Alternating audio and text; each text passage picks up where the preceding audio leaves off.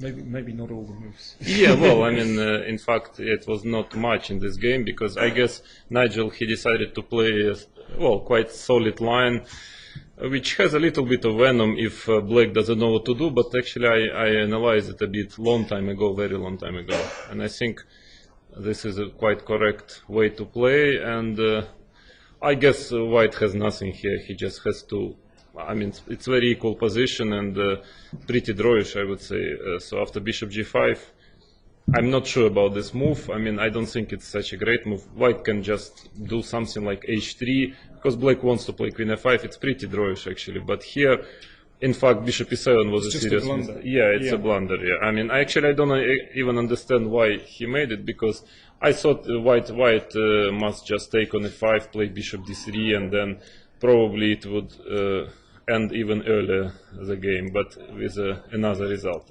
Just a complete draw, this position. But after bishop e7, I didn't quite understand, because even bishop h3 is completely fine for me. I That's mean, what we expected. yeah, that's why. Even just a tiny bit better for White. Not very tiny. I mean, this is bishop d6, yeah.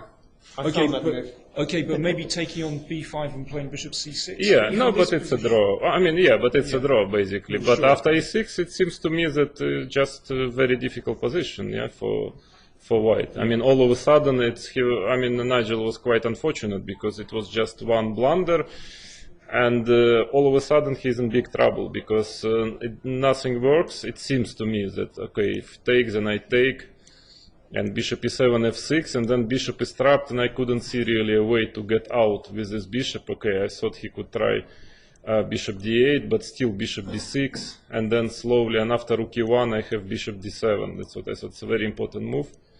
And again, it seems it has to go here, king f7, and I just slowly take this bishop. I mean, he cannot do much here. And so, well, maybe the best way to play was bishop d3 here. Rook e8, bishop g5. This was, I think, better than what he played. Of course, Black is better because I just have a free advantage in the endgame because of the spoiled pawns on the king side. But still, it's difficult to win it. I mean, it's pretty difficult because bishop a4, I don't know whether he thought I would still play bishop h3 because after b5, he actually started to think, but it's already kind of late. Yeah, I mean, White's position is pretty bad already because after bishop f8, same story comes, takes bishop e7, f6, and then king f7, and I don't see a big difference. So he went b4 and probably missed rook e8, I guess. I mean, maybe the best chance was to play bishop b3, I thought. Rook e8, let's say bishop d5, rook b8, and rook e1. And bishop d7, and okay, Black is just better, but still bishop g5, c6. Okay, I mean, it's possible to fight here with White. I mean, there are drawing chances here. I mean, of course, he will suffer for a very long time, but there are drawing chances. But I guess he just missed rook e8. And in fact, after rook e8, it seems to be simply over because it is not even in time, it seems to me, to do this because of rook e6, very strange resource. I thought so. And after bishop b3, all of a sudden, this wins. Oh, I'm getting mate in attack all of a sudden. I mean, okay, of course, also CD I'm better, but after rook e6 it's just over, it seems to me, because I was calculating variation, let's say DC is trying to play rook d1, but then check, bishop b7. And still bishop b7. Yeah, I thought h4, okay, now I guess everything wins, but the simplest is this. I calculated the following line, this, take, I don't know, I guess Black has other ways to win, but this is very clear cut, take, and now rook f8. And rook d8, rook c6, yeah, just stopping the pawn. Okay. So, and here after bishop b6, bishop b3, okay, his position is not great, but the problem is that after bishop b7, he's not in time to stop d5. Actually, I can see that the best chance is just to give up this pawn. Of course, position is pretty bad, but at least he doesn't have this blocked bishop, because, I mean, okay, bishop c6, and I thought c4, let's say, take bishop b5. Of course, it's technically winning for Black, but here it's very simple play. I mean, after d5, I actually, it's difficult to miss here with Black. I just block his bishop, then I change all pieces and win basically any endgame here. So, okay, I just thought that maybe he wanted to make bishop here, rook e2, bishop c8. He had this bishop d8 trick. But in fact it doesn't help at all because it's totally lost. This position is completely lost. In fact, bishop h3 check, king takes h3, rook d8. And I mean, the opposite color bishop doesn't help because rook e7, rook c8, and then I get king f8, king e8. I get and then I'm actually, it was funny because I'm completely winning in the opposite color bishop endgame with equal pawns, which is a very rare case, but it's just over because, yeah, I mean, I just take all the pawns. Yeah. Did Nigel miss d5? Do you think? I don't know what he. Well, okay, it was already missed. difficult. Yeah, but okay, there was a difficult choice whether you just give this pawn and with very few chances to make a draw, whether okay you keep the pawn and maybe he was hoping that there will be some kind of fortress later, but I don't really see it. I mean, I don't know if I was playing in the best possible way, but it's just so far from building any fortress here that I thought that okay. If he could have gone h3, but then this pawn is weak, then I attack it and he will end up in Zugzwang. So, and here I decided, okay, this was the simplest way, and just g4, and I think that it's basically over. In fact, okay, yeah, very important variation that after fg I'm getting with my king takes g4, f3 check, king h3, this is an important line, and bishop f4, king g2. And then I take all the pawns. I take on f3 and take h pawns slowly. So my idea was actually my plan is to change pawns and to enter with my king, and then he cannot really save it. After king f1, of course, gf is completely winning also. I think it's easy win, but then he can try to get some kind of fortress. Although I don't see any real chance because I thought I put my bishop on e6 and play d4 simply. But okay, g3 is simple. I mean, there is simply no chance. Can we just see the final position? Yeah, I mean, because we didn't see any of these moves so far. Actually, we've been looking at other games.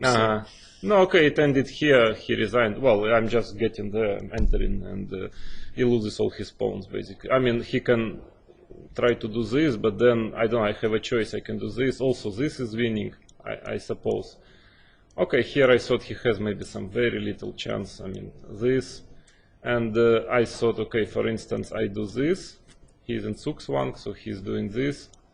I'm doing this. Something like that is also winning. Here, h5. It's at Zugzwang, so he has to give up the pawn.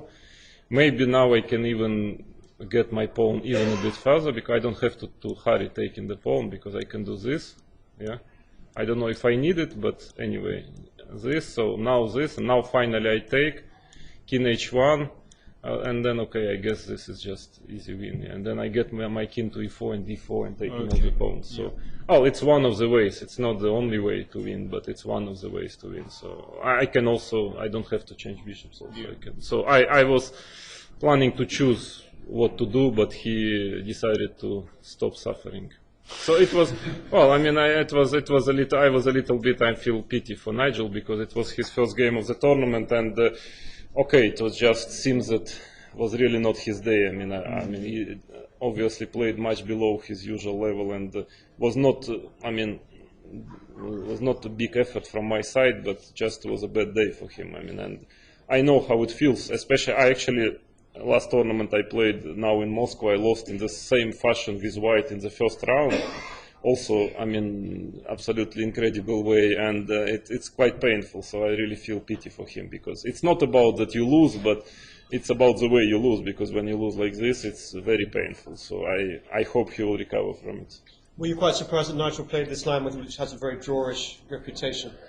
Yeah, I was a bit surprised. No, the thing is that Nigel actually, I think maybe he had some bad memories about last year, because in fact last year he had white against me in the first round, and this was for him the first round, yeah. And then he went ahead quite aggressively and he lost the game, and then he had a bad tournament after. So I guess he wanted to avoid this scenario and to play the safe line, but also I don't think he was just playing for a draw. I don't think so. That's why if he would have been, he would have made draw, yeah? But I think that this is quite dangerous always in chess, when you know it as a chess player, that when you are, okay, you want to play safe, but from other point you don't want to make a draw immediately, and then finally you end up not knowing yourself what you are doing, whether you're playing for a win or for draw, and this is quite dangerous. You might lose like this, and this is what happened with Nigel, because I guess he understood very well that the position is very drawish, but after the opening, but from other point of view, to make a quick draw like this was a bit shameful, so he was trying to play, but okay,